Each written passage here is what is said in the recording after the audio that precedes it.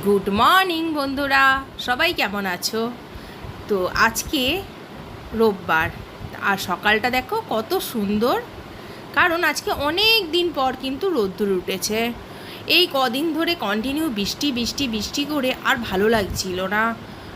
মনে হচ্ছিল কখন একটু রোদ্দুর উঠবে। আর দেখো একদম ঝলমলে রোদ্দুর উঠেছে। এখন কিন্তু ভালোই সকাল, মানে ধরো এই এখন 5:45 বাজে, আর তোমরা দেখো কত রোদ্দুর উঠেছে। আর এই দেখো আমার জ্যাজ বুড়ি, ও দেখতে চলে এসছে যে মা কী করছে। তো চলো আজকে রোববার, ব্রেকফাস্ট করে নিই। আটা মাখা ছিল না, তাই আটা মাখতে বসে গেলাম। আমি একবারেই কিন্তু আটাটা মাখি, মানে যাতে এবেলা ওবেলা হয়ে যায়, তার জন্য। তো রোববার কিন্তু আমার বাড়িতে সেরকম একটা লুচি পরোটা হয় না বন্ধুরা।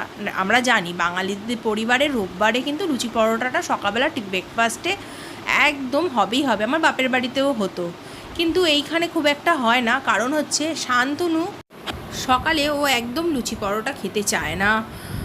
ও একদম মানে প্লেন খাওয়ার, মানে রুটি হবে শুকনো, জাস্ট তার সঙ্গে জাস্ট একটা ভাজা বা ধরো একটা হালকা লাইট জাতীয় কোনো তরকারি, এরকম জাতীয় খাবার খায়। আর তার সাথে ছেলে আরেকজন, ছেলে তো ব্রেকফাস্টে কিছুই খাবে না, সে ভাত ভাত আর ডিম। ও একদম ছোটোর থেকে ভাত আর ডিম খেয়ে যেহেতু বড় হয়েছে, ও ওইটা ছাড়া একদম খেতে চায় না।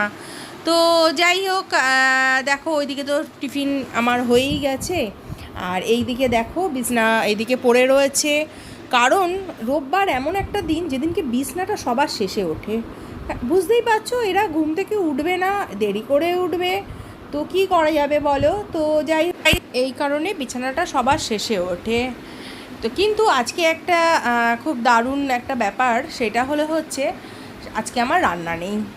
কারণ শান্তনু বলল আজকে আমরা দুপুরবেলা বিরিয়ানি খাবো, আর বিরিয়ানিটা অর্ডার দিয়ে খাবো। যাক, একদিন আমিও ছুটি পেলাম, ওরা ছুটি যেরকম পায়, আমারও না রোববার আজকে সেরকম ছুটি হলো। ন্যাচারালি আমরা যারা হাউস ওয়াইফ তাদের কিন্তু ছুটি থাকে না।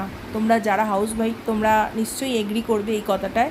আমাদের কিন্তু প্রত্যেক দিনই কাজ থাকে। হ্যাঁ, রান্নাটা ঠিক আছে, করতে হবে না, বাট অন্যান্য কাজ তো সবই পড়ে থাকে। আর এই দেখো আজকে রোববার বলে আমার জ্যাস বুড়িও স্নান করেছে।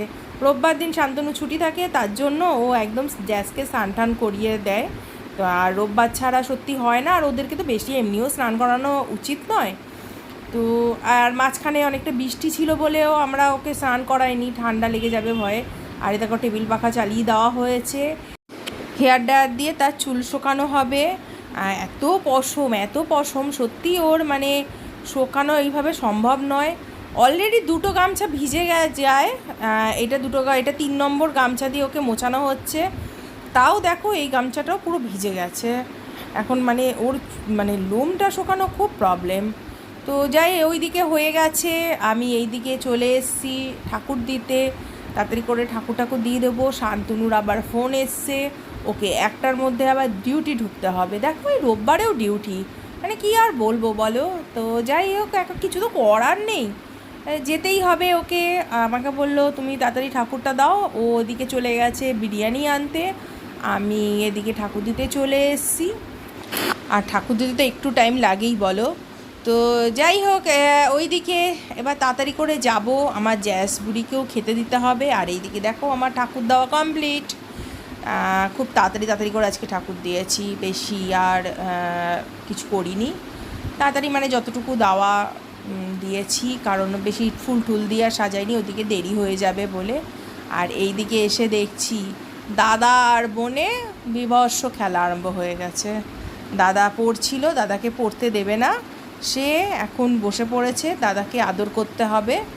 এই দেখো সে মানে দাদাকে এখন তাকে ইম্পর্টেন্সটা বেশি দিতে হবে, দাদা কেন পড়ছে, এটা তার অবজেকশন। জ্যাস এখন কিন্তু খুব দুষ্টু হয়ে গেছে দাদা, জানো তো। দাদা ওকে হ্যান্ডশেক করা শিখিয়েছে, আর দাদা হ্যান্ডশেক করলে পরে ওকে আদর করে। আর ও এসে দাদার হাতের ওপর এমনভাবে হাত দেবে যে ও হ্যান্ডশেক করছে, ঠিক আছে। আর দাদা যেই হ্যান্ডশেক করবে, এবারে অমনি সঙ্গে সঙ্গে দাদা ওকে আদর করবে, ওইটাও খুব খুশি। আর দেখো ল্যাপটপের ওপরে এমনভাবে শুয়ে রয়েছে, মনে যেন ল্যাপটপটা ওই এখন চালাবে। তা ওর দাদাও বলছে চালা চালা, তুই চালা দেখি, তোকে আমি শিখিয়ে দিই, তুই চালা।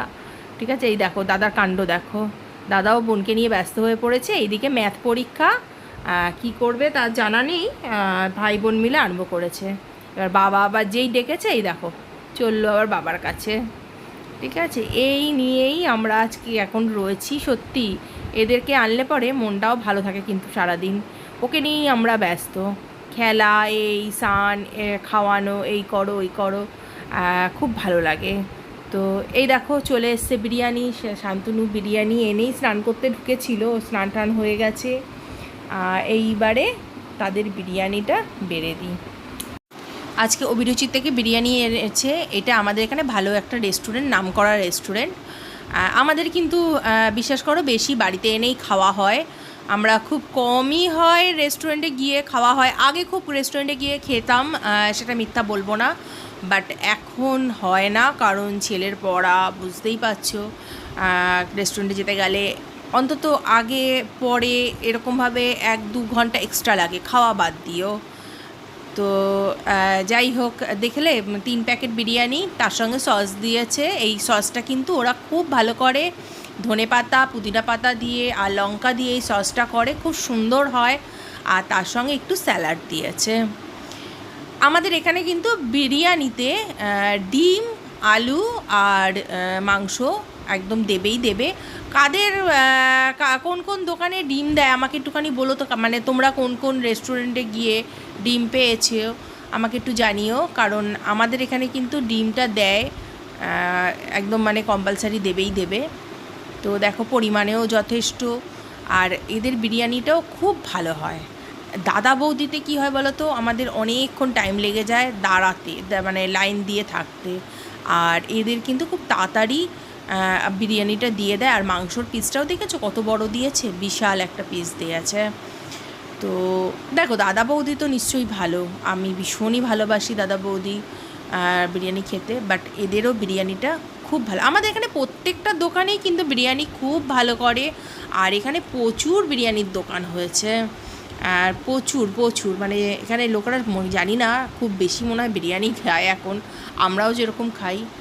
তো যাই, এবার আমিও খাবো, ওরা দুজনে বসে পড়েছে, মাকে দেব, আমি খাবো, আর এদিকে জ্যাসকেও আমি খেতে দেব। আর এই দেখো চাটনি দিয়ে দিলাম দুজনকে। আজকে দুজনে কিন্তু খুব তাড়াতাড়ি খেতে বসে পড়েছে, ওইদিকে বাবাই ডিউটি যাবে, তার সঙ্গে ছেলেও বসে পড়লো, বললো বিরিয়ানি তো তাড়াতাড়ি খেয়ে নিই বলে বসে পড়লো। আমরাও খেয়ে নেবো। শান্তনু বললো বেশি দেরি করো না, তোমরাও খেয়ে নাও, কারণ বিরিয়ানি ঠান্ডা হয়ে গেলে একদমই ভালো লাগে না। আর এই দেখো এখন জ্যাসের ভাত মাখছি, জ্যাসকেও খেতে দিয়ে দেবো। ও খেলে পরে ওকে একটুখানি টয়লেটটা করিয়ে আনতে হয়, ও খেয়েই না একটু টয়লেট করে আর একটু পটিও করে। তো যাই হোক, ওকে পটি আর টয়লেটটা করিয়ে আনবো। আর এই দেখো আমি ওকে কিন্তু হাড় দিই না, ওকে হাড়টাকে বাদ দিয়ে জাস্ট মাংস মেখে দিই, মাংসের সাথে আলুও দিই একটা, আর কখনো গাজর, কখনো ধরো বিনস, কখনো ব্রোকলি, ঠিক আছে, মাঝে সাঝে একটু কাঁচকলা, একটু পেঁপে আমি দিই। তবে আজকে কোনো সবজি ছিল না, শুধু আলুই ছিল। যেহেতু বিরিয়ানি হবে ওর জন্য শান্তনু আর বাজারে যায়নি, সকালে বিকালে যাবে।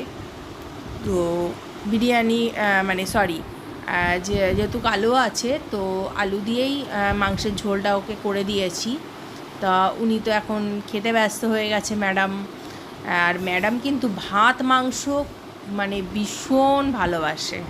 আর দেখো স্নান করে একদম ফুলেশ্বরী হয়ে গেছে, একদম মানে লোমগুলো পুরো ফুলে গেছে।